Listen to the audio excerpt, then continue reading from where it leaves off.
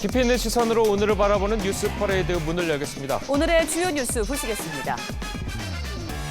시진핑 중국 주석이 푸틴 러시아 대통령과 우크라이나 전쟁 이후 처음으로 대면 회담을 가졌습니다. 두 정상은 미국에 대항해서 전략적인 협력을 강화하겠다는 의지를 밝혔습니다. 다음 주 순방에 나서는 윤석열 대통령이 유엔 총회가 열리는 미국 뉴욕에서 한일 정상회담을 갖습니다. 한일 정상은 2년 10개월 만에 처음으로 만나는 건데 과거사 문제를 비롯해 민감한 현안까지 논의할지 관심입니다. 이재명 민주당 대표가 대선 당시 모른다고 했던 성남 도시개발공사 고 김문기 처장과 9박 10일 동안 호주 출장을 다녀온 영상을 단독으로 입수했습니다. 김 차장이 이 대표를 지근거리에서 수행하면서 함께한 모습이 영상에 담겼습니다. 서울 지하철 2호선 신당역 영무원 살인 사건의 가해 남성은 피해자와 영무원 입사 동기로 스토킹 신고에 대한 보복 범행을 저지른 것으로 밝혀졌습니다. 경찰은 살인 혐의로 구속영장을 신청하고 보복 범죄 혐의 적용도 검토하고 있습니다. 저희는 잠시 뒤 돌아오겠습니다. 시진핑 중국 주석과 푸틴 러시아 대통령이 만났습니다. 이 두 정상의 회담은 지난 2월 초 베이징에서 진행된 회담 이후에 약 7개월 만인데요. 러시아의 우크라이나 침공 이후 처음으로 만난 겁니다. 두 정상은 상대국의 이익을 강력하게 지지하겠다면서 협력 의지를 다졌습니다. 박소영 기자입니다. 우크라이나 전쟁 발발 이후 처음으로 대면 회담을 연 시진핑 중국 국가주석과 블라디미르 푸틴 러시아 대통령이 서로의 입장에 힘을 실었습니다.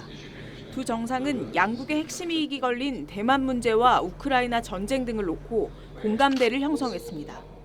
푸틴 대통령은 하나의 중국 원칙을 지지한다고 밝히면서 대만 문제와 관련한 미국과 위성 국가들의 도발을 규탄한다고 미국을 겨냥했습니다.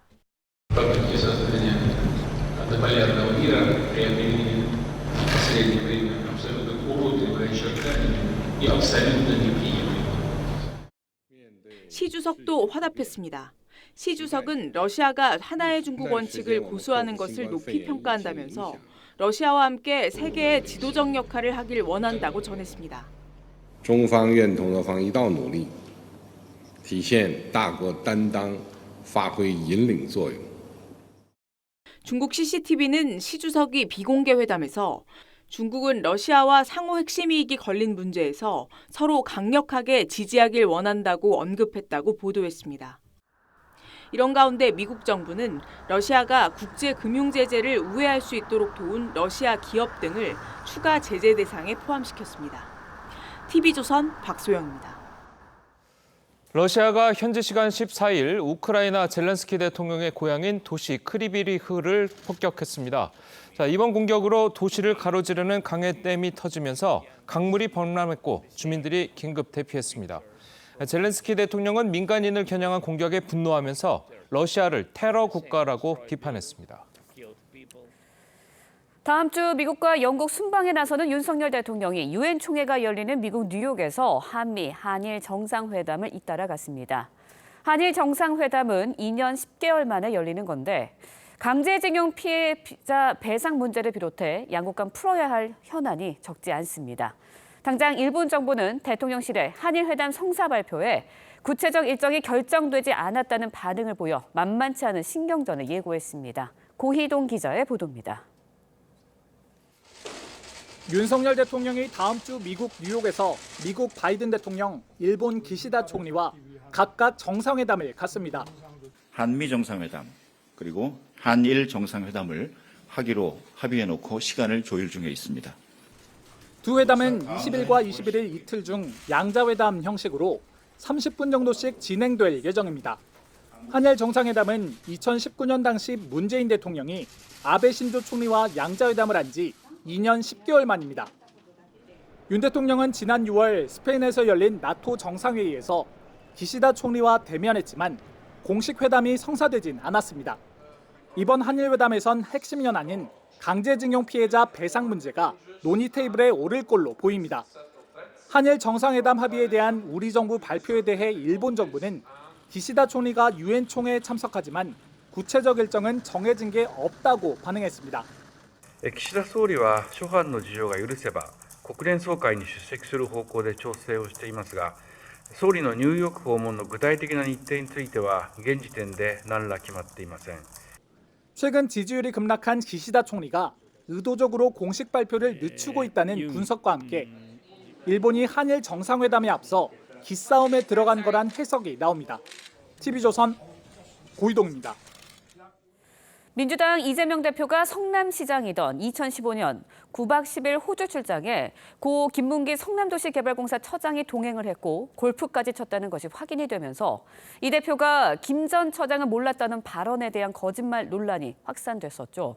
당시 두 사람이 어떤 관계였는지를 보여주는 호주 출장 영상을 단독으로 입수했습니다. 김 전 처장은 이 대표를 지근거리에서 수행하면서 일정 내내 함께한 모습이 담겼습니다. 신유만 기자의 보도입니다. 노란색 반팔 티셔츠에 선글라스를 끼고 이재명 대표 뒤에 서 있는 남성.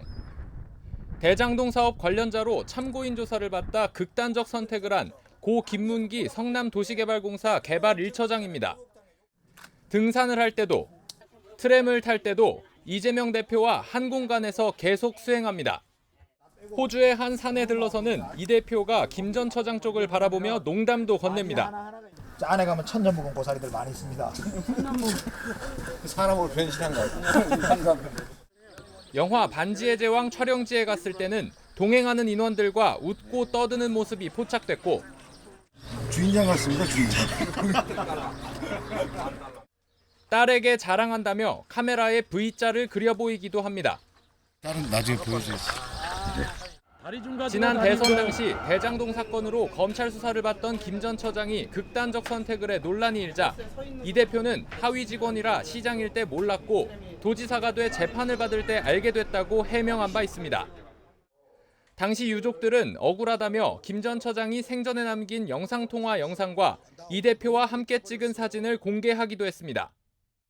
오늘 시장님하고 본부장님하고 골프까지 쳤다? 오늘 너무 재밌었고 좋은 시간이었어. 또 고인의 아들은 왜 아버지를 모른다고 하냐며 울분을 터뜨리기도 했습니다. 이 모습을 TV를 통해 보고 80대 친할머니께서 보시고 오열하시고 가슴을 찌며 분통을 터뜨렸습니다. TV조선 신유만입니다. 문재인 정부 시절에 태양광 사업 비리가 표본 조사만으로 2천억 원을 넘는다는 소식 전해드렸었는데요. 윤석열 대통령이 이건 카르텔이라는 표현까지 써가며 어제 강도 높게 비판했습니다. 정부는 태양광 사업뿐만 아니라 광범위한 분야의 세금 사용 실태 점검에 나선 것으로 파악됐는데 특히 국고 보조금의 유용 논란이 잦았던 시민단체들의 부당 사용 여부를 들여다볼 방침인 것으로 전해졌습니다. 이채연 기자의 보도입니다. 태양광 사업 조사 결과에서 드러난 공급 유용 실태를 계기로 윤석열 정부는 세금 부당 사용 점검 필요성을 심각하게 인식하고 있습니다. 국민들의 이 혈세가 이런 이권 카르텔의 비리에 사용되었다는 것이 참 개탄스럽습니다. 이에 따라 정부는 각 분야의 예산 위법 사용 실태 조사를 검토 중인데 특히 시민단체들의 회계 상황을 집중적으로 들여다볼 방침인 것으로 알려졌습니다. 주로 국고 보조금과 같은 정부와 지자체 예산을 지원받은 단체가 대상이 될 전망입니다. 윤 대통령은 시민단체 공급 유용과 회계 부정 방지를 공약했었고 정부 국정과제에 비영리 민간단체 회계 투명성 강화 장치 마련을 포함시켰습니다. 정부 관계자는 시민단체들에 투입된 국가재정이 사익화돼 있다면 당연히 들여다봐야 한다고 말했습니다.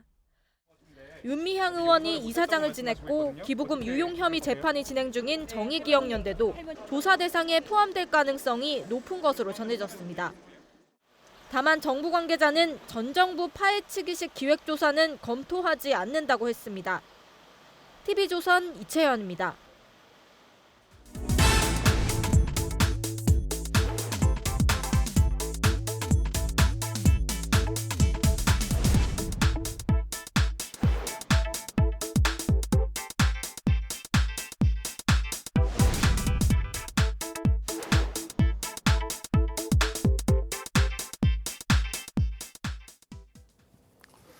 윤석열 대통령이 다음 주 유엔 총회를 계기로 미국, 일본과의 정상회담을 가질 예정입니다. 어떤 성과가 있을지 두 분과 함께 자세히 짚어보도록 하겠습니다.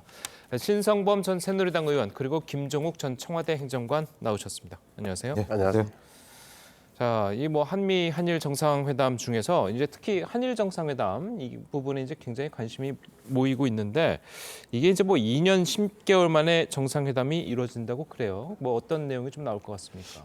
뭔가 지금 일본과 한국의 관계, 한일 관계가 이런 식으로 계속돼서는 안 된다. 진전이 이루어져야 된다. 뭔가 돌파가 마련돼야 한다는 것은 양국 다 똑같을 겁니다.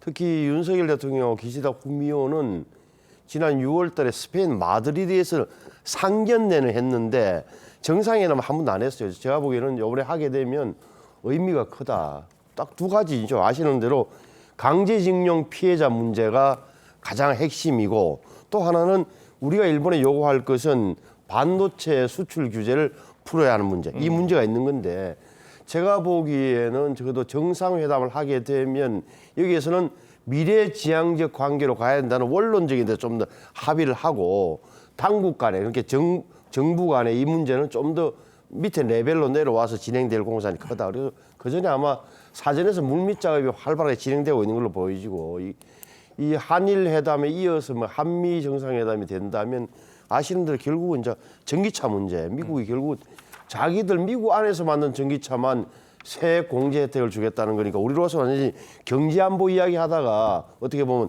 뒤통수 맞은 건데 이 부분을 아마 한미 정상회담에서 이야기를 해야 되지 않냐. 미국 입장에서는 아마 11월 달에 그러니까 중간 선거 이후에 한번 보자 이런 식으로 나올 공산이 커 보입니다. 알겠습니다. 자, 그런데 우리 정부는 공식적으로 양국이 정상회담에 합의했다. 자, 이렇게 발표를 했는데 일본 정부에서는 구체적인 일정이 결정되지 않았다. 이렇게 반응이 나왔습니다. 자, 일본의 반응은 좀 어떻게 해석을 해야 될까요? 제가 볼 때는 외교 프로토콜상 일본이 상당히 문제가 많은 거죠. 우리 대통령실에서 합의를 했다고 얘기를 하면 그 내용 들어보면 양자회담이 일찌감치 서로 합의됐다고 얘기하거든요. 예. 세부적인 일정은 잡히지 않았지만 서로 이번에 유엔 총회에서 만나는 거에 대해서는 흔쾌히 합의했다라고 얘기하면 저는 양국 간 외교 담당자들이 이 부분에 대해서 상당 부분 합의가 됐던 측면이 분명히 그렇겠죠. 있는데 우리 정부는 만나겠다고 얘기했는데 일본 정부는 아니라고 얘기한 측면이 있고요. 그래서 제가 볼 때는 한 30분 정도 만난다고 얘기하니 적어도 30분 정도 얘기를 하면 의제를 조정하기는 어려울 거예요.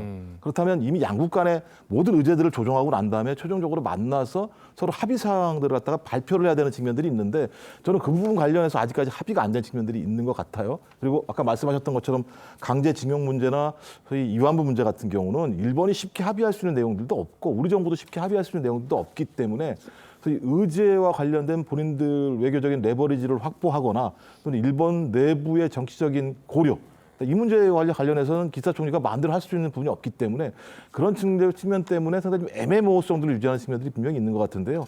저는 그래서 아마 이번에 간다고 하더라도 한일 간에 서로 간의 우위만 어떤 확인하는 수준일 것 같고 구체적인 합의가 없을 거라는 생각이 들어서 일단 제가 볼 때는 그냥 이번에 만남은 하나의 어떤 논의의 시작점으로 보는 게 맞을 거라는 생각이 듭니다. 예, 알겠습니다. 계속해서 국내 정치권 소식도 살펴보도록 하겠습니다. 여야가 민주당이 발의한 감사원법 개정안을 놓고 이제 또다시 정면으로 충돌하고 있는데요. 감사원이 특별감사에 들어가기 전에 국회의 승인을 받도록 하자는 게 골자입니다. 여당에서는 민주당이 검수완박에 이어서 감사완박을 추진하고 있다. 자, 이런 반발이 나오고 있습니다. 자, 의원님, 이 반발과 이 논의에 대해서는 어떻게 보셨습니까? 우선 감사원은 헌법에서 감사원의 역할이 뭡니까? 헌법에 딱 규정이 97조도 유심히 보니까 국가의 세입 세출 결산 그리고 국가의 회계 검사 또 행정기관과 공무원의 직무에 관한 감찰 다시 말하면서 세출 결산 회계 검사 직무 감찰을 하기 위해서 대통령 소속하에 감사원을 둔다는 게 우리 헌법에 딱 나와 있는 거예요. 이 세 가지 역할을 하는 거예요. 이러려면은 예를 들어서 지금 민주당이 낸 법안의 문제점은 뭐냐면은 감찰할 때 국회에서 먼저 사전 승인을 받아라. 그리고 감사 결과가 나오면은 국회에 보고해라. 이러면 이게 핵심이에요. 이렇게 되면은 쉽게 이야기하면은 감사원이 함부로 감사하지 말라는 거예요. 그 국회 허가를 얻어서 하라는 취지란 말이에요. 또 하나는 이게 감찰을 할 때 꼭 감찰하지 말아야 될 게 직무 감찰하지 말아야 될 요소 중에 정부의 정책 결정과 정책 목적의 당부라 하면 부당하냐 맞느냐는 이 감찰은 직무 감찰에서 하지 말라는 거란 말이에요. 정책은 정부적. 그러면 헌법에서 규정하고 있는 적어도 행정기관과 공무원의 직무 감찰에 딱 입어야 되는 내용이에요. 헌법 위배라니까요. 이런 내용을 하지 말라고 하니 야당이 주장하는 취지인즉슨 대통령 소관이다 보니까 감사원에서 지금 하는 게 어떻게 보면 정치 감사요 보복 감사 아니냐. 그래서 이런 법을 낸 것 같은데 이건 좀 정도가 있는 거지. 이런 건 좀 이렇게 하면은 결국 국회가 차라리 감사원을 가져가든지 헌법을 고쳐가지고 이렇게 하는 게 맞는 거. 이것은 좀 제가 보기엔 좀 무리하다. 왜 이렇게 무리한지 모르겠어요. 예, 어떻게 보셨습니까? 제가 봐도 이거 좀 과잉 입법에 해당된다는 생각은 분명히 들어요. 근데 예. 이 논의가 촉발된 계기를 보게 되면 저희 감사원이 자초한 부분이 분명히 있습니다. 현 감사원장이 뭐라 그랬냐면 감사원이 대통령의 국정 운영을 지원하는 기관인가? 그랬더니 지원하는 기관이라고 얘기를 했어요.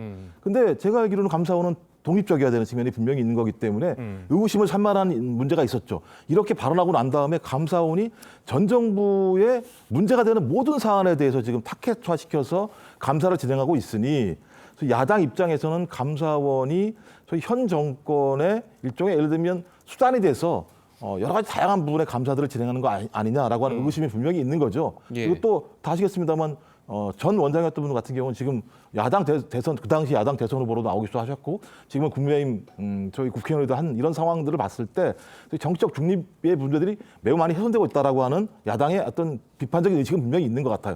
그럼에도 불구하고 소위 국회에 의한 민주적 통제라는 미명하에 정치적 독립성들을 가져야 될 감사원에 대해서 이게 과잉을 입법해야 될 부분이 있겠는가라고 하는 부분에 대해서는 예. 저는 좀 사회적 토론이 더 필요하다는 생각이 들고요. 또 하나는 이제 좀 정치적 의무를 강화하는 부분은 좀 제가 볼 때는 입법할 필요는 있다는 생각이 들어요. 왜냐하면 그런 선례들이 분명히 있었기 때문에 그런 선례들을 방지하는 것은 저는 국회가 해야 될 본연적인 의무라는 생각이 들기 때문에 과잉입법 부분들은 배제한다고 하더라도 감사원이 정치적 중립을 지킬 수 있는 방안에 대해서는 소위 국회 입법부 내에서 충분한 토론은 필요하다고 생각을 합니다. 예, 알겠습니다. 자, 그리고 문재인 정부에서 감사원장을 지낸 분이죠. 국민의힘 최재형 의원도 민주당의 개정안에 강하게 반발을 했습니다. 직접 전화로 연결해서 입장을 한번 들어보겠습니다. 자, 의원님 연결됐습니까? 네, 최재형입니다. 안녕하십니까? 예, 안녕하세요. 자, 민주당의 이제 감사원법 개정안에 대해서 이 문재인 정권의 비리 감추기, 감사원 죽이기 아니다. 자, 이렇게 정면으로 비판하셨는데요. 자, 전직 감사원장을 이제 지내신 만큼 어떤 이유에서 그렇게 보신 건지가 좀 궁금합니다. 네, 앞서 이제 여러분들이 이미 말씀하셨는데요. 예. 특별감찰 개시할 때 감사계획서를 국회에 미리 보고하고 승인받으라는 것이 감사원법 개정안의 가장 핵심적인 내용입니다. 예. 결국은 다수당인 민주당의 승인 없이 감사를 못하게 하겠다는 것이고요. 예. 민주당 입맛에 안 맞는 감사를 못하게 하겠다는 것인데 헌법상 감사원은 이제 대통령 소속 기관이지만 대통령한테도 미리 감사계획서를 보고하거나 승인받지 않고 감사 예. 종료 후에 따로 보고하지도 않습니다. 그래서 결국은 이렇게 생각하시면 되겠습니다. 만일에 검사가 수사를 개시할 때 국회 승인 받으라. 이거 국민들이 이해 못하시죠. 예. 네, 지금 이 감사원법 개정안은 삼권 분립, 국회와 대통령으로 대표되는 행정부 이 관계를 규정한 헌법 측의 정면으로 반하는 것이고요. 예. 결국 감사원을 다수당의 통제 아래 두겠다는 것이어서 결국은 명백한 정치적 개입의 길을 열어주는 그러한 법이라고 생각합니다. 그리고 공직감찰은 기밀성이 매우 중요한데 국회 사전 승인 받으라 그러면은 결국은 감사 계획이 사실상 공개돼 버리는 결과가 되고 예. 감찰 기능이 무력화될 것이 명백합니다. 그래서 감사원이 공직감찰 기능을 좀 무력화하고 지난 정권의 불법과 비리를 감사하지 못하게 하려는 정책 의도를 가지고 있다. 뭐 그렇게 보지 않을 수 없겠습니다. 예, 그리고 민주당이 이제 개정안을 추진하면서 이야기를 하는 것이 이 감사원이 이제 표적 감사를 하고 있다. 자, 이렇게 이야기를 하고 있거든요. 문재인 정부의 이제 탈원전 정책 그리고 전현희 권익위원장에 대한 감사 등이 표적 감사다 이렇게 이야기를 하고 있습니다. 어떻게 보고 계십니까? 그 구분이 참 애매하긴 하지만 저는 이렇게 봅니다. 예. 아무런 감사 정보도 없고 이미 대상을 정해놓고 먼지털이식 감사를 한다. 이거는 뭐 분명한 표적 감사라고 하겠죠. 예. 그러나 이미 그 비위 사실에 대한 감사 정보가 있고 그 내용이 가볍지 않다고 한다면은 감사를 하지 않는 것이 직무유기일 수도 있다. 저는 그렇게 봅니다. 예. 지금 문제가 되는 게 이제 권익위 방통위 이 케이스가 되겠는데, 물론 이제 감사 결과가 아직 나오지 않았기 때문에 뭐 단정적으로 얘기할 수는 없겠습니다만은 언론 보도에 따르면은 뭐 권익위원장의 경우에는 근무 행태에 심각한 문제가 있었다. 또 방통위에서는 종편 허가 관련해서 뭐 점수를 조작한 정황이 있다. 이런 내용들이 나오고 있습니다. 과연 표적 감사였는지 아니면은 정당한 감사였는지는 이제 감사 결과가 나오면 알 수 있을 거라고 생각합니다. 예. 방금 의원님께서도 뭐 좀 애매하다라는 이제 표현을 하셨는데, 전현희 권익위원장 같은 경우에는 감사원이 자신을 사퇴시키기 위해서 직원들을 압박했고 또 뜻대로 되지 않으니까 출장비를 들춰냈다. 자, 이렇게 주장을 하고 있거든요. 이 주장은 어떻게 들으셨나요?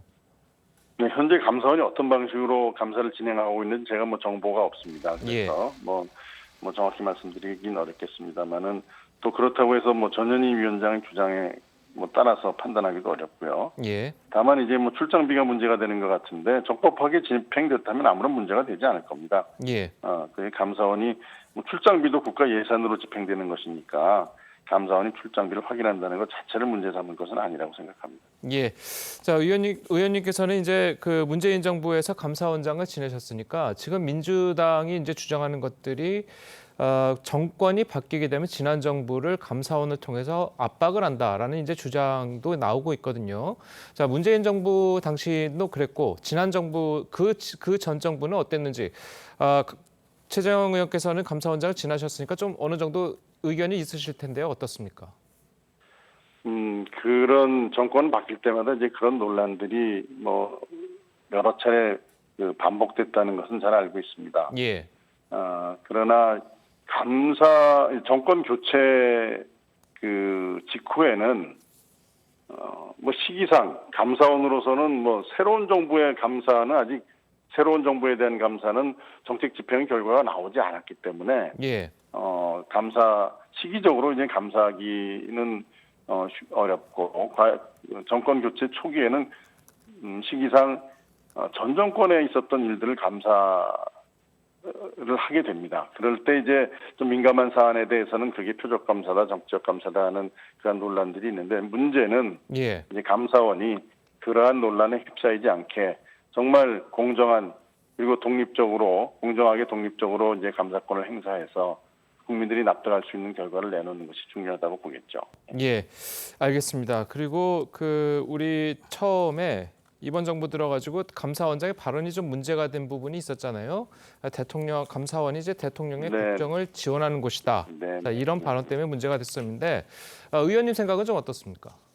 예, 그게 이제 저도 사실은 감사원장으로 취임하면서 이런 얘기를 했습니다. 우리가 감사원의 업무가 이 공직 사회의 비리를 우리가 바로잡고 또 회계의 부정이나 회계의 비효율성을 걷어내는 그러한 역할을 하는 것은 맞다. 그러나 궁극적인 목적이 비위적발에 있는 것이 아니라 공직사회가 일을 제대로 할 수 있도록 하는 것이 궁극적인 목적이 아니냐.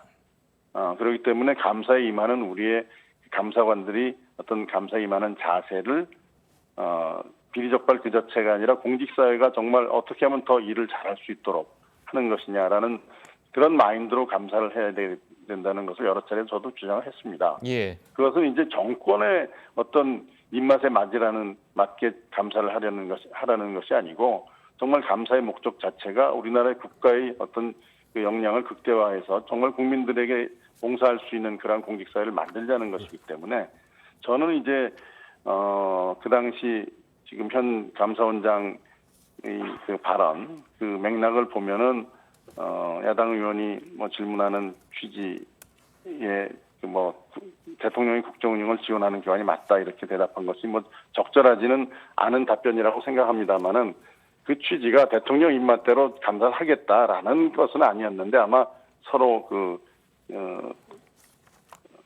좀 오해도 있지 않았을까 그런 생각은 합니다. 예, 알겠습니다. 자, 오늘 말씀 감사합니다. 네네, 예. 감사합니다. 예, 지금까지 최재형 국민의힘 의원 연결해서 이야기를 들어봤고요. 자, 좀 어떻게 들으셨습니까? 일단 뭐 말씀하신 분과 그래서 저도 좀 일맥상통하게 유사한 생각을 가지고 있습니다만 예. 가장 중요한 문제들은 말씀드렸듯이 정치적 중립을 지킬 수 있을 것인가에 대한 의구심인 것 같아요. 앞으로도 마찬가지입니다만 야당 입장에서는 감사원이 정치적 중립을 지키지 않게 된다면 지속적으로 그 타켓이 야당이 될 수밖에 없을 거라고 판단이 들 겁니다. 그럼 야당 입장에서 이걸 막아낼 수 있는 방법이 없거든요. 예. 그러면 정당과 소위 국회의원들은 입법을 통해서 막을 수밖에 없다. 그럼 계속 과잉입법이라고 하는 나쁜 선례들이 계속 만들어질 측면들이 분명히 있어요. 그래서 감사원 제2조에 의하면 대통령에 소속하되 직무에 관한 독립적으로 일을 수행해야 된다고 얘기하는 측면들이 분명히 있습니다. 그럼 이건 뭐냐? 국민을 위해서 하는 거거든요. 그러니까 공무원을 통제하는 것도 중요하겠습니다만 가장 중요한 부분들은 왜 하느냐? 소위 국민들에게 좀 더 좋은 삶들을 누릴 수 있도록 공직사회를 올바르게 가게 하는 길인데 그렇죠. 현행 감사원장의 말씀은 상당히 어폐 자체가 이런 느낌에 정부의 대통령을 위해서 일하는 느낌들이 꽤 많이 있어요. 저는 그래서 이런 것도 상당히 문제가 많다는 생각이 들기 때문에 그런 측면에서 과잉입법이라는 논의가 있어서 이 입법을 추진하는 것, 좀 제가 볼 때 민주당이 좀 그런 과다한 생각이 들긴 합니다만 분명히 토론은 필요하다. 어떻게 하면 감사원의 어떤 정치적 중립을 지키기 위한 방법이 있을 것인가에 대해서는 토론할 수밖에 없는 상황으로 가고 있다는 생각은 듭니다. 알겠습니다. 저희는 다음 이야기도 넘어가 보도록 하겠습니다. 자, 민주당 이재명 대표 대선 후보 당시에 대장동 의혹과 관련해서 고 김문기 처장을 몰랐다. 이렇게 주장해서 현재 허위 사실 공표 혐의로 재판에 넘겨진 상황이죠. 자, 그런데 저희 TV조선이 입수한 영상을 보면요. 이 대표의 주장에 의문이 제기되고 있습니다. 영상을 먼저 보고 이야기 이어가겠습니다. 나 얼굴 너무 많이 타버렸어. 오늘 시장님하고 본부장님하고 골프까지 쳤다? 제가 실제로 하위 직원이라서 기억이 안 나고요. 인지를 못했다 그 뜻이죠. 네.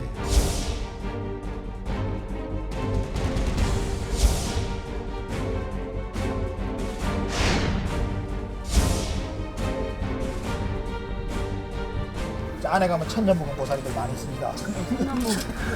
사람으로 변신한 거 주인장 같습니다, 주인장.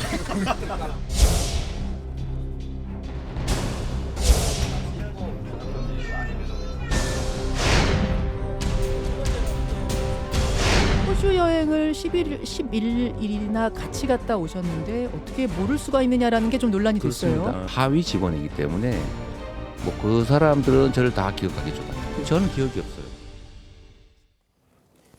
방금 보신 장면은 이재명 대표가 성남시장이던 시절 호주 출장 때 촬영된 영상입니다. 이 화면 속에 노란색 반팔 티셔츠를 입은 남성이 고 김문기 처장입니다. 자, 영상 어떻게 보셨습니까? 참. 아니, 그렇게 저렇게 등산할 때도 그렇고 전철 탈 때도 그렇고 굉장히 가까이서 모시고 있고 뭔가 서로 잘 아는 것처럼 주고받고 하고 심지어는 또 김문기 시장은 딸에게 보낸 영상에서는 야 오늘 얼굴 많이 탔다. 시장님하고 본부장 골프 쳤으나 얼마나 자랑스러워했던 그런 사이인데 저는 잘 기억이 안 난다.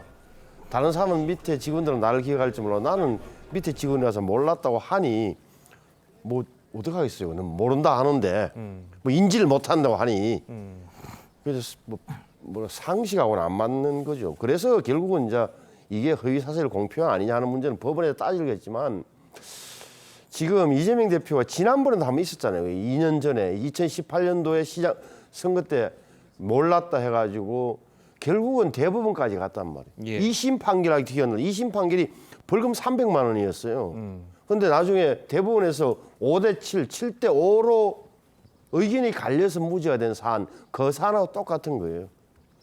결국 토론에서 이렇게 하는 건데 글쎄 저 법원이 판단할 문제, 기소가 됐으니까 법원이 판단할 문제이긴 하지만 일반인의 상식하고는 좀 안 맞다는 생각을 합니다. 예, 알겠습니다. 자, 그리고 이 영상을 어쨌든 보셨습니다만 TV조선이 또 이재명 대표의 검찰 서면 답변서 다섯 줄을 썼다는 검찰 확인 서면 답변서 내용을 저희가 이제 확인을 해봤더니 방송 질문 당시에는 기억이 안 났다. 자, 이런 취지로 진술을 했다고 합니다. 서면 진술을. 자, 하지만 이제 시점과 상황을 한정해 놓고 답변을 했다. 좀 이렇게 분석이 좀 나오고 있는데 좀 어떻게 보시고 있습니까? 일단 제가 볼 때 이제 우리 법에 의하면 그 진술을 거부할 수 있는 권한도 있어요. 그러니까 아예 진술 갖다가 법정에서도 예를 들면 거부할 수 있는 측면들이 분명히 있기 때문에 예. 그 부분 관련해서 서면으로 검찰에서 조사 질문을 했는데 뭐 20쪽이라고 얘기를 하던데요. 근데 이렇게 짧게 보냈느냐 이런 부분들 같은 경우는 소위 이재명 당대표가 판단할 문제이긴 합니다. 그러니까 상식적으로 봤을 때 적어도 검찰이 그 정도의 질문서를 보냈다고 얘기하면 도의적으로 거기에 좀 해당하는 만큼 양을 보내야 되는 거 아니냐라고 하는 측면들이 분명히 있는데 실제적으로 모든 증거를 따지는 것들은 검찰 앞에서 하는 게 아니고 법원, 재판정 앞에서 하는 거기 때문에 아마도 이재명 당대표는 재판이 벌어지게 되면 재판 과정에서 세세한 사항들에 대해서 소명을 하거나 변론을 할 생각인 것 같아요. 예. 그리고 또 하나는 현재 검찰이 진행하고 있는 수사에 대해서는 정치적 의도가 있다고 판단하는 측면들이 분명히 있습니다. 그래서 정치적 의도를 가지고 검찰이 수사하고 있다고 판단하기 때문에 거기서 질문하고 있는 어떤 질문에 대해서 성의 있게 답변할 필요가 본인 입장에서는 없다고 판단한 것 같고요. 그런 상황에서 진행이 됐기 때문에 지금 관련해서 이제 뭐 정냐 나쁘냐 이런 문제, 정냐 이런 문제의 논의가 중요한 건 아니고 어떻게 하면 최종적으로 법원의 판단에서 유무죄가 판단될 것인가 저는 이것이 예를 들면 핵심의 요체라고 생각을 합니다. 예, 어쨌든 근데 교수님 말씀이 맞는데 이런 거예요. 이렇게 또 54자 세 문장밖에 안 했다. 이거는 뭐 중요한 내용이 아니고 보면 답변의 내용이 제가 보기에는 굉장히 정교하게 구성되어 있는 거예요. 자 보십시오. 자 프로그램 사회자가 질문했을 당시에는 제 기억에 의하면 성남시장 재직 때는 몰랐던 게 사실이다라는 저 부분 있잖아요. 프로그램 사회자가 질문할 당시엔 제 기억에 의하면 성남시장 재직 때는 몰랐던 게 사실입니다. 저 문장이 간단한 문장이 아니에요. 나름 기록에 남을 걸 생각해서 딱 저게 법을 아는 사람, 미안한 이야기지만 법으로 먹고 사는, 밥을 먹고 사는 변호인의 정확한 답변이에요, 저게. 그래서 저 부분은 제가 보는 국민들이 판단할 건데 굉장히 말씀하신 대로 상황과 시한을 한정해서 내 기억에 의하면 인지에 의하면 이런 식의 피해 나가는 답변이다. 국민들이 보기에는 굉장히 뭐랄까 조금 뭐 정확한 답변이겠지만 이게 빠져나가는 미꾸라지 같은 답변이라고 볼 공산이 커요, 저 부분. 근데 저 부분은요 대부분 다 변호사의 어떤 조력을 받게 되면 물론 저렇게 다 제출해요. 당연히 왜냐하면 이게 무슨 상식적으로 만나서 대화를 나누는 게 아니라 법원에 가서 증거를 다투는 문제이기 때문에 변론 조력을 할 때 변호사가 이렇게 만약 조력 안 해주게 되면 그 변호사한테 돈 줄 필요가 없는 거죠, 따지고 보면. 알겠습니다. 자, 그래도 이제 그 방금 말씀하신 것처럼 이 서면 답변서를 보면 이제 시점이 세 시점이 나오잖아요. 그 프로그램 사회자가 질문했을 당시가 있고, 제 기억에 의하면 그리고 성남시장 재직 당시가 있고 그리고 그 프로그램 진행자가 질문했을 당시에 그 기억이 또 있잖아요. 제 기억에 의하면. 예, 그러니까요. 그런 게 굉장히 약간 맞아. 이거는 뭐 이 대표가 변호사이기도 하고 또 변호사의 조력을 받았겠죠. 그러면은 나중에 문제될 소지는 하나하나 다 피해 나가는 그런 나름대로 구성이 돼 있는 답변이다라고 뭐 답변인 거죠. 그러니까 말씀하신 것처럼 상당히 복잡한 그 세 문장이지만 상당히 복잡한 답변이에요. 예, 이게 복잡한 게 문제가 아니고, 그러니까 이재명 당대표 측에서 무슨 생각을 하게 되냐면 이제 내부적으로 지금 여기에 대해서 많은 토론을 해가지고 내용물들을 다 만들어낸 것들이 좀 있어요. 보면 하나가 뭐냐면 선거에서 패배했잖아요. 그러니까 허위 사실을 공포해서 실익을 얻는 게 별로 거의 없어요. 따지고 보면. 또 하나는 공직선거법 250조 같은 경우 자기 자신의 당선을 목적으로 하는 거는 요건이 아주 한정돼 있어요. 그래서 지난 사건도 무죄인데 그때도 문제가 됐던 건 친형이기 때문이거든요. 근데 이건 고 김문기 씨 같은 경우가 소위 대장동 사건의 유무죄와는 아무런 예를 들면 관계가 없는 측면도 있을 수도 있어요. 그렇기 때문에 도의적으로나 상식적으로 왜 몰랐냐라고 문제 제기를 할 수 있을지 모르겠습니다만 이 문제가 공직선거법에 따라서 허위사실 공포라고까지 처벌을 하는 것이 맞는가에 대해서는 또 다른 논쟁이 있기 때문에 제가 볼 때는 그런 부분들을 최소화시키기 위해서 이런 식의 예를 들면 질문 답변서를 보냈다고 생각을 합니다. 예, 그 허위사실 공포 부분과 이번 선거법이 좀 맞지 않을 수 있다라고 이제 지적을 요건에 해주셨는데 어떻게 보세요? 저는 법률 전문가들이 따질 이야기이긴 하지만 적어도 일반적으로 본다면 상식적으로 본다면 허위사실 공표라는 게 거짓말이에요. 거짓말을 했다는 거니까 제가 보기에 일반적으로 거짓말 했구만 하라고 이제 볼 여지가 있다. 법원에 싸우겠죠. 제가 보기에는 지난번에 빠져나온 경험, 다시 말하면 이제 대법원에서 결국 무죄 받았던 경험에 의하면은 기억 논쟁으로 또 법정에서 아마 치열하게 다툴 것 아니냐. 요거는 법원 판단이 어떨지 저도 뭐 자신은 못합니다. 알겠습니다. 자, 오늘 우리 두 분 말씀은 여기까지 듣겠습니다. 감사합니다.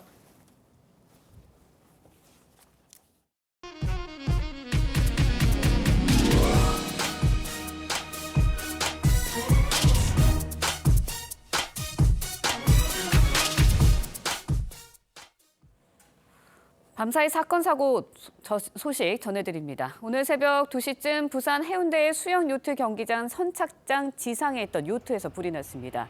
이 화재로 요트 한 척이 불에 타고 근처에 있던 요트 두 척이 걸렸지만 다행히 다친 사람은 없었습니다. 소방당국은 지상에서 수리 중이던 요트에서 불이 시작돼 근처 요트들로 옮겨 붙은 것으로 보고 정확한 화재 원인을 조사 중입니다. 전남 여수경찰서 주차장에서 수갑을 차고 있던 20대 성범죄 피의자가 달아나는 일이 벌어졌습니다. 경찰서 앞마당에서 범인을 놓친 건데 도망간 범인은 다행히 만 하루가 지나지 않아 인천에서 검거됐습니다. 장동욱 기자의 보도입니다. 한 손에 수갑을 찬 남성이 달아나고 경찰관이 그 뒤를 쫓아갑니다. 불과 2분 뒤 이 남성은 경찰서에서 150m 떨어진 골목에서 배달용 오토바이를 타고 달아납니다. 오토바이 때문에 그랬대. 오토바이는 계속 왔다 갔다 하니까. 그제 밤 11시 50분쯤 전남 여수경찰서 주차장에서 청소년 성매매 알선 혐의로 붙잡혔던 21살 A씨가 도주했습니다. 경기 시흥에서 여수경찰서까지 이송된 A씨는 경찰관이 장비 등을 내리며 감시가 소홀해진 틈을 타 도망갔습니다. 수갑이 느슨해지자 한 손을 풀고 달아난 겁니다. 경찰서 이제 들어오는 과정에서 수갑이 좀 느슨했으니까 도망가 버린 겁니다. 경찰서 근처에서 오토바이 등을 얻어 타며 도망쳤던 A씨는 약 21시간 뒤인 어제 오후 9시쯤 인천의 한 커피숍에서 붙잡혔습니다. 여수에서는 지난 6월 파출소 화살총 습격 사건 당시에도 경찰관이 숨어서 상황실에 보고하는 등 대응이 부실했다는 논란도 불거진 바 있습니다. TV조선 장동우입니다. 서울 지하철역에서 20대 여성 영무원이 살해된 사건. 가해자와 피해자는 영무원 입사 동기였던 것으로 전해졌습니다. 안타깝게도 가해 남성은 피해자를 스토킹해왔고 관련해서 고소도 이뤄졌지만 이번에도 살인을 막을 수는 없었습니다. 임서인 기자의 보도입니다. 검정색 승합차가 경찰서로 들어오고 팔에 붕대를 감은 남성 A씨가 차에서 내립니다. 여성 영무원을 살해하는 과정에서 팔을 다쳤습니다.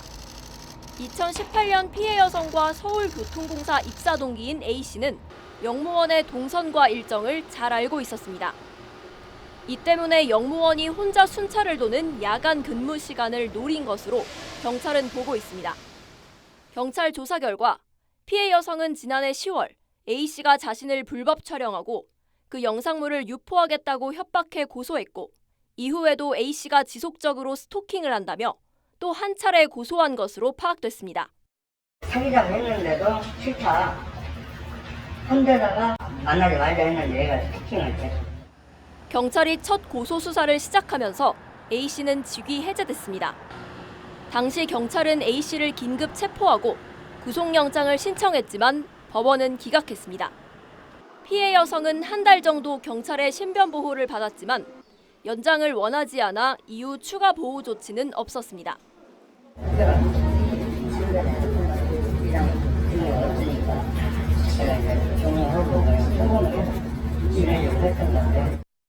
경찰은 A씨에 대해 살인 혐의로 구속영장을 신청하고 특가법상 가중처벌할 수 있는 보복범죄 혐의 적용도 검토하고 있습니다. TV조선 임서인입니다.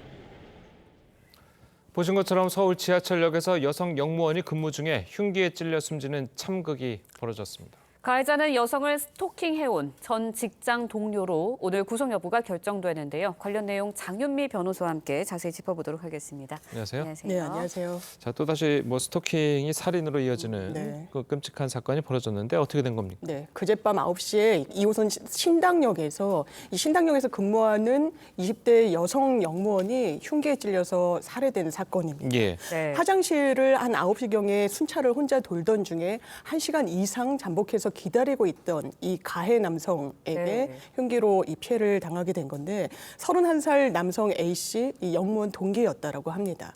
그런데 이 피해 여성 본인이 이제 흉기에 찔린 그 상황에서도 비상 전화로 이 상황을 알렸고요. 그 당시에 있던 영무원과 또 이 승객들에 의해서 이 가해 남성 같은 경우에는 현장에서 제압이 되고 경찰로 옮겨졌는데 예. 피해 여성 같은 경우에는 병원으로 옮겨졌지만 끝내 숨지고 말았습니다. 네, 스토킹 혐의와 관련해서 이제 두 사람의 재판도 진행 중인 것으로 알려져 있습니다. 그렇다 보니까 경찰이 보복 범죄일 가능성에 염두를 좀 두고 있다고요. 지금 피해자가 고소한 건으로 이 가해자 A 씨 같은 경우에는 재판을 받고 있는 중에 있습니다. 네. 지금 받고 있는 혐의는 스토킹 처벌법 위반뿐만 아니라요. 성폭력 처벌법상의 불법 촬영 그리고 이 불법 촬영물을 이용한 협박 등의 혐의를 받고 있었습니다.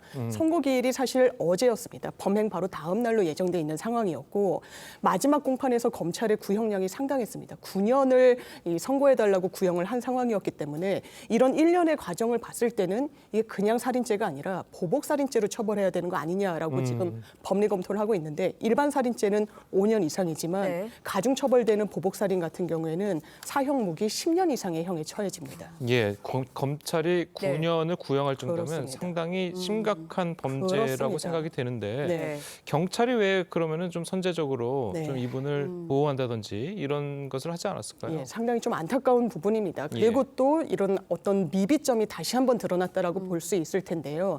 사실 이 해당 여성 같은 경우에는 고소장을 접수한 다음 날부터 경찰의 신변 보호를 받기는 했습니다. 신변 보호라는 게 스마트워치를 지급해서 뭔가 위험 상황이 발생했을 때 경찰에 즉각적으로 알릴 수 있는 거 그리고 그 주변의 순찰을 강화하는 겁니다. 주거지 등의 주변에. 그런데 한 달 정도 이런 신변 보호 조치가 이루어졌지만 연장과 관련해서는 피해자가 더 이상 연장되길 원하지 않는다라고 했습니다. 근데 스토킹 범죄의 피해자들은 뭔가 이게 가시화되는 걸 또 저어하는 부분이 분명히 있기 때문에 피해자 의사에 이걸 맡기는 게 과연 맞느냐, 연장할 수 있는 조치에 대해서도 좀 더 적극적인 방책이 마련돼야 되는 거 아니냐 이런 의견이 나오고 있습니다. 네, 두 사람이 근무했던 서울교통공사 측 책임론도 제기되고 있거든요. 왜 그런 겁니까? 그렇습니다. 일단 유족 측에서 문제 삼는 건 밤 9시 경이면은 좀 늦은 시간대라고도 볼 수 있는데 혼자 순찰을 돌았을 때 좀 어떤 불시의 위협에 방어할 수 있는 그런 상황은 아니지 않느냐. 최소한 2인 1조로 근무를 할 수 있도록 순찰을 돌도록 해야 되는 거 아니냐라고 하는데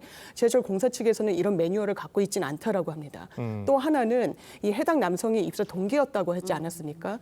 어떤 스토킹 처벌법 위반 혐의로 고소가 된 이후에는 징계 해제가 됐지만 징계 수위를 논하고 있던 중이었기 때문에 사실 이 내부 단말기에 다 접속을 해서 피해 여성의 근무처 그리고 구체적인 어떤 근무 시간 등을 알아냈다라고 합니다. 그렇다면 최소한 이런 유형의 범죄로 혐의를 받고 있는 사람이 이렇게 접근할 수 있는 방책에 대해서는 최소한 막을 수 있는 어떤 그런 대안을 마련했어야 되는 거 아니냐라는 의견이 나옵니다. 예, 그리고 뭐 지금 스토킹 관련해서 하도 흉악 범죄들이 일어나고 있으니까 얼마 전에 이제 1년 전에 스토킹 처벌법이 이제 시행되지 않았겠습니까? 자, 이게 어떻게 보면은 별로 효용을 버리지 못하고 있는 것 같아요. 사실 스토킹 처벌법이 제정된 것만으로도 한 발짝 뗐다라고 평가할 수 있지만 이번에도 스토킹 처벌 범죄로 영장을 청구했지만 법원이 기각을 했습니다. 그런데 스토킹 이런 범죄는 굉장히 이러한 강력 범죄로 비화할 수 있는 뇌관이라는 점을 법원도 수사기관도 좀 더 염두에 둬야 되고 이번에도 이게 반의사불벌 조항으로 있어서 합의를 상당히 강요하는 경우가 실무에서 많은데 이런 부분에 대해서는 최소한 손질이 이루어져야 되겠습니다. 예, 알겠습니다. 참 스토킹 처벌법 같은 경우에는 앞으로 좀 많은 그런 관심이 좀 필요할 것 같아요. 여러 가지 부분에서. 예, 알겠습니다. 잘 들었습니다. 자, 저희는 또 다음 이야기를 좀 넘어가도록 하겠는데요. 자, 변호사, 다음 이야기 넘어가도록 하겠습니다. 자, 우리 드라마 수리남 정부가 법적 대응을 검토하겠다고 밝혔습니다. 네, 드라마를 통해서 수리남이 마약 관련 부패 국가로 비춰져 국가 이미지가 실추됐다는 건데요. 우리 정부는 현직 교민들의 안전을 우려해서 비상 연락망을 가동했습니다. 황정민 기자의 보도입니다. 넷플릭스 드라마 수리남은 2009년 체포된 마약왕 이야기를 다뤘습니다. 수리남은 왜 돌아오셨습니까? 남미 국가 수리남에서 대규모 마약 사업을 벌이다 국제공조로 검거되는 실화를 바탕으로 허구가 가미됐습니다. 하지만 수리남 정부는 드라마가 표현의 자유를 벗어나 자국의 이미지를 훼손했다며 강하게 반발했습니다. 수리남을 마약국으로 묘사한 한국 제작사를 상대로 법적 대응을 검토하고 한국 정부에도 항의 의사를 전달할 방침이라고 밝혔습니다. Wat we in ieder geval willen is duidelijk maken dat Suriname niet meer. 수리남을 관할하는 주 베네수엘라 한국 대사관은 수리남 교민 40여 명에게 안전에 유의하라는 공지문을 띄웠습니다. 드라마에 반발해 현지에서 벌어질 수 있는 만일의 사태에 대비한 겁니다. 비슷한 일이 발생하고 그러면 한인회 통해서 저한테 알려달라 하고 장연락만 구축하는. 지난 9일 공개된 수리남은 닷새 만에 전 세계 넷플릭스 TV쇼 부문 3위에 올랐습니다. TV조선 황정민입니다. 네, 보신 것처럼 넷플릭스 드라마 수리남이 흥행가도에 오르긴 했지만 법적 문제에 휩싸일 가능성이 커지고 있습니다. 네, 자세한 이야기 권상희 문화평론가님과도 함께 이야기 나눠보도록 하겠습니다. 안녕하세요. 안녕하세요. 자, 먼저 수리남이 오징어 게임의 열풍을 이어가고 있다, 뭐 이런 평가를 받고 있는데요. 자, 어떤 내용을 다루고 있습니까? 일단 넷플릭스 TV 시리즈고요. 6부작으로 이루어진 드라마입니다. 추석 때 공개가 됐는데 한국 마약상이었다가 수리남으로 도피해서 해외 마약상이 된 전요한이라는 캐릭터가 등장합니다. 황정민 씨가 연기를 했는데요.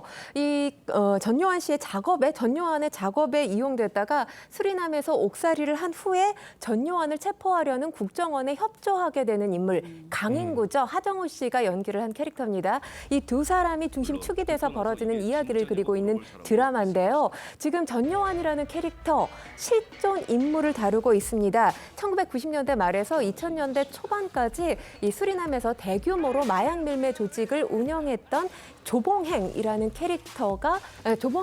실존 인물이 모티브가 된 캐릭터가 바로 전요한입니다. 일단 지금 공개되자마자 닷새 만에 OTT TV쇼 부문 전 세계 3위에 올랐고요. 한국과 홍콩, 대만 등에서는 14개 국가에서 지금 정상을 차지했습니다. 일단 이 장르가 범죄 누아르 장르예요. 해외에서도 상당히 인기가 많은 장르에 속하고 있고요. 또 그렇기 때문에 하반기 한국 콘텐츠 흥행의 신호탄이 될 가능성이 크다라는 전망이 나오고 있습니다. 게다가 지금 K 콘텐츠 세계적인 위상이 상당히 높아지고 있잖아요. 이 세계적 팬덤이 형성돼 있는 넷플릭스를 통해서 유통되고 있기 때문에 이 글로벌 흥행에 대한 기대치가 어느 때보다도 높아지고 있습니다. 네, 말씀하신 것처럼 전 세계 3위고요. 아시아권에서는 1위입니다. 그만큼 많은 사람들이 보고 있는데 그렇다 보니까 수리남 국민 입장에서는 우리나라가 마약의 온산지, 부패의 그런 온산지 이렇게 보이는 거는 기분이 나쁠 수밖에 없을 것 같아요. 문제 삼겠다고 하고 있습니다. 외교적으로. 왜냐하면 이 해당 그 영상에서 보시면 수리남이 굉장히 인구의 상당수가 마약 범죄에 연루되어 있다라고 아주 구체적으로 설명을 하는 내용이 담겨 있기도 하고요. 폭력이 난무하고 정부 대통령까지 이 마약왕을 비호하고 범죄를 옹호하는 이런 모습으로 그려지고 있습니다. 그래서 수리남 정부는 지난해 이 드라마가 제작하는 그 단계에서부터 문제 제기를 했다고 합니다. 그래서 우리나라 외교부가 중재에 나서서 마련한 대안이 그렇다면 한국에서의 제목은 수리남으로 가져가되 해외에 송출할 때는 다른 영어 제목을 하자, 수리남이라고 드러나지 않도록 하자라는 중재안이었는데 실제로 공개가 되니까 수리남 정부에서는 이거 법적 대응 검토하겠다. 우리가 대사관 통해서 한국 정부에도 공식적으로 문제 제기를 하겠다는 입장 밝히고 있습니다. 네, 이번에는 현지 수리남에 거주 중인 교민을 연결해서 현장 분위기 들어보도록 하겠습니다. 이성희 씨 전화 연결돼 있습니까? 안녕하세요. 네, 안녕하세요. 이성희입니다. 네, 대사관에서 이제 안전에 유의하라라는 공지를 올렸다라고 알려지고 있는데요. 드라마 방영 후에 분위기 어떻습니까? 아직은 별 위험하다 그런 건 느끼지도 못했고요. 그리고 반응이 다양해요. 그걸 좋지 않게 생각하는 분도 계시지만 그래도 이렇게 또 수리남이 또 이렇게 알려진다는 것에 대해서도 좋아하는 분들도 계시고, 네, 위협을 느낀다든가 그런 건 전혀 없습니다. 드라마를 저희가 이제 보면은 물론 배경이 한 몇십 년 전 이야기긴 하지만 드라마 속에서는 이제 수리남이 굉장히 위험한 마약 국가다 이렇게 묘사되고 있거든요. 실제로는 어떻습니까? 실제 상황 저 여기서 지금 다시 10년 동안 살면서 저런 걸 느낀 적도 없고, 그 전에도 이제 뉴스로 이렇게 저도 접하지 이렇게 직접 가까이 된 적은 한 번도 없어요, 사실은. 그렇다고 제가 집안에서만 사는 것도 아니고 밖에 사회생활도 하고 해도 뉴스로만 저도 접하는 적밖에 없습니다. 자, 그러면 또 이제 드라마를 보면 그곳에 있는 군인이라든지 경찰이라든지 돈에 굉장히 매수가 잘 되고 이런 마약 범죄자들을 비호하는 그런 세력으로 등장을 하는데 현지에 있는 공무원들이나 뭐 군인들, 경찰들은 어떻습니까? 예전에는 그때 90년 정도 제가 어릴 때는 그런 경우가 많았어요. 근데 요즘 제가 10년 다시 들어오고부터는 많이 변화가 됐어요, 여기도. 예. 이제 사람들이 많이 변했죠. 좋은 쪽으로 변했죠. 이제 그런 걸 제가 요즘은 접하기가 좀 힘들어요. 네. 그러면 현재 뭐 치안이나 이런 상황은 어떻다고 평가를 좀 하실 수 있을까요? 치안도 저기 아직 여기 남미 측은 아주 좋다고 생각합니다. 왜냐하면 옆 나라도 수리남이 치안이 좋아서 많이 놀러 오거든요. 예. 예. 그 혹시 집에서 넷플릭스를 보고 계신가요? 네. 보고 봤습니다. 예, 그럼 네. 수리남을 보셨을 텐데 아까 그 네. 수리남을 본 평가를 주변에 한인분들이 평가를 그렇게 하셨다는 말씀이신 거죠? 한인분들이 평가한 걸 제가 조금 다 확인하지 않았는데 예. 뉴스 보고 제가 많이 봤어요. 그렇게 올라왔다는 거를. 예. 그리고 대사관에서도 이제 그는 광고를 하시긴 하셨는데 뭐 저는 그렇게 쉽게 그냥 보통 그냥 지나갔죠. 네, 별 알겠습니다. 느끼는 게 없으니까. 예, 네. 알겠습니다. 알겠습니다. 지금까지 수리남 현지 교민 연결해서 자세한 이야기 들어봤습니다. 오늘 말씀 고맙습니다. 고맙습니다. 네, 감사합니다. 자, 뭐 네. 얘기를 들어보니까 현지는 뭐 그렇게 그닥 그렇게 우리 외교적인 문제처럼 비화되거나 막 그런 것처럼 분위기는 못 느끼는 것 같아요. 다행스럽기는 합니다. 지금 목소리를 들으니까 현지 교민 목소리를 들으니까 더 다행스럽다는 생각이 들기는 하는데 예. 사실 이렇게 지역명을 작품명으로 쓰는 경우가 상당히 자주 있어 왔어요. 예. 이렇게 쓰는 이유가 왜 그러냐면 지역에 갖는 상징성이 작품에 있을 경우에 작품명으로 쓰기도 합니다. 그리고 또 중요한 건 과연 그 지역에서 어떤 일이 일어났길래 제목이 됐을까? 관객들 입장에서 시청자 입장에선 그렇게 생각할 수 있거든요. 어떤 호기심이나 궁금증 유발한다는 차원에서 이렇게 쓸 수 있는데 지금 외교장관이 이렇게 격앙된 목소리를 낸 데에는 아무래도 K 콘텐츠의 영향력을 무시할 수 없기 때문이겠죠. 이게 넷플릭스를 통해서 공개됐을 때 당연히 많은 세계인들로부터 주목을 받는 작품이 될 텐데 그렇다면 국가의 이미지가 실추될 수 있잖아요. 예. 그 가능성을 염두에 두고 경황된 것이 아닌가라는 생각이 들고요. 또 한 가지는 제가 생각했을 때 이 작품이 완전한 허구는 아니잖아요. 실화가 모티브가 된 작품입니다. 그렇기 때문에 시청자들이 봤을 때 입장에서는 그렇다면 실제로 저런 국가야라고 생각할 수 있거든요. 실화가 바탕이 됐다는 것도 지금 이 격앙된 반응을 나타낸 이유 중에 하나가 아닌가라는 생각이 드는데 일단 윤종빈 감독의 입장은 그래요. 이 작품 자체가 실화를 배경으로 하고 있기 때문에 굳이 가상 국가로서 이 배경을 할 필요성을 느끼지 못했다라는 게 지금 감독의 변이기도 합니다.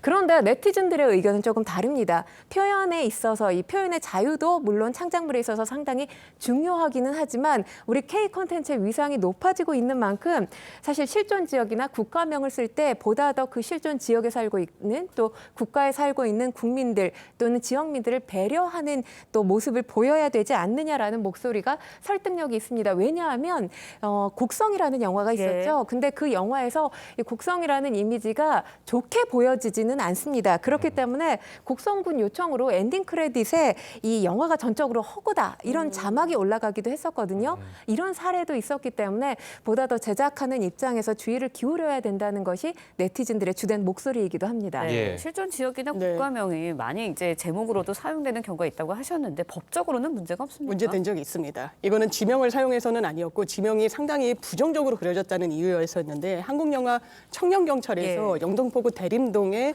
이 중국 동포들이 상당히 범죄에 연루가 되고 굉장히 좀 조직적인 범죄를 저지르는 것으로 나옵니다. 실제로 정신적인 손해를 입었다라고 해서 1억 원의 민사소송을 그 지역 주민들과 이런 중국 동포들이 같이 제기를 한 사례가 있는데 법원이 받아들이지를 않았습니다. 기본적으로 이게 창작물이다. 가공에 근거한 시나리오에 바탕을 뒀다라는 게 첫 번째 이유였고요. 또 하나는 이게 악의적인 의도를 갖고 뭔가 어떤 평판을 훼손하기 위한 의도가 있다고 영화 자체를 봤을 때 판단하기가 어렵다. 그리고 이 캐릭터들의 어떤 이 부분과 실제로 문제 제기를 한 원고들 간의 연관관계도 인정하기 어렵다는 게 당시 법원의 판단이었기 때문에 실제로 어떤 제작의 자율성을 상당히 보장하는 판결이 나오고 있는 부분이 있고요. 최근에는 범죄도시 2에서 베트남에서 폭력성이 너무 너무 난무하는 영화다라고 해서 상영을 금지한 사례가 있는데 실제로는 호치민시가 굉장히 또 범죄의 또 온상으로 그려졌기 때문 아니겠느냐 이런 분석이 나오고 있습니다. 그러니까 뭐 저희가 생각해도 어디 뭐 프랑스 영화나 이런 곳에서 제목을 뭐 서울이라고 달아놓고 어디 뭐 영양상집에서 뭐 고기 먹는 모습을 막 계속 보인다거나 뭐 옛날에 뭐 한 50년대 전후 모습의 그런 모습만 보인다면 우리 국민으로도 굉장히 기분이 나쁠 것 같아요. 알겠습니다. 자, 오늘 두 분 말씀 여기까지 듣겠습니다. 잘 들었습니다. 네, 감사합니다.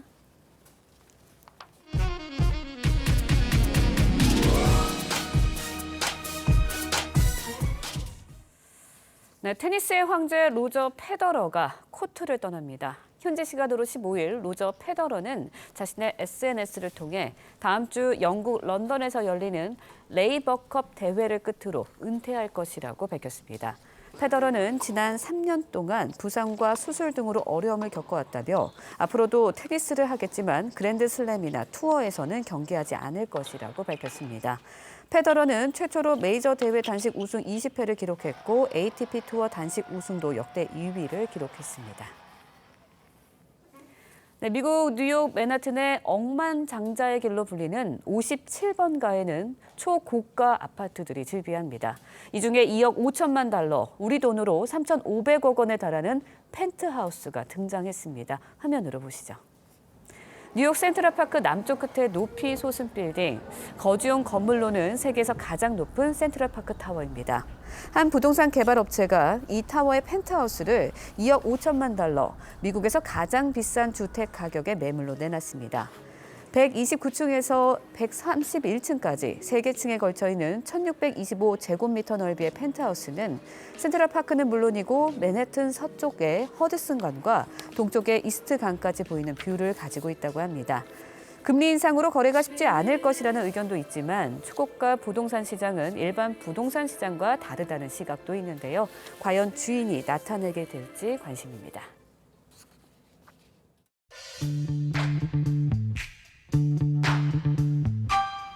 렌즈에 담긴 그 순간, 그 의미를 읽어봅니다. 사진기자가 선택한 아침의 한 장입니다. 비디오 아트의 거장 백남준의 대표작 다다익선을 실제로 보신 분들 많으실 텐데요. 브라운관의 수명이 다하면서 4년 전 가동을 멈췄다가 복원 작업을 마치고 어제 다시 불을 밝혔습니다.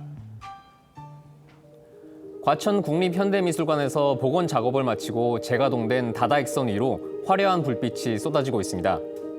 다다익선은 서울올림픽을 기념해서 1988년 제작된 작품으로 1000세대의 브라운관 TV로 만들어졌는데요.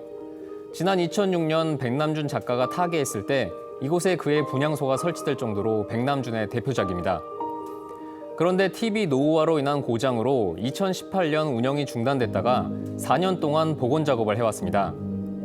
작품에 갈아 끼울 브라운관 TV를 구하기 위해 관계자들은 전국의 중고 시장을 돌며 모니터 600여 대를 확보했고 더는 구할 수 없는 모니터 266대는 평면 모니터로 바꿨습니다.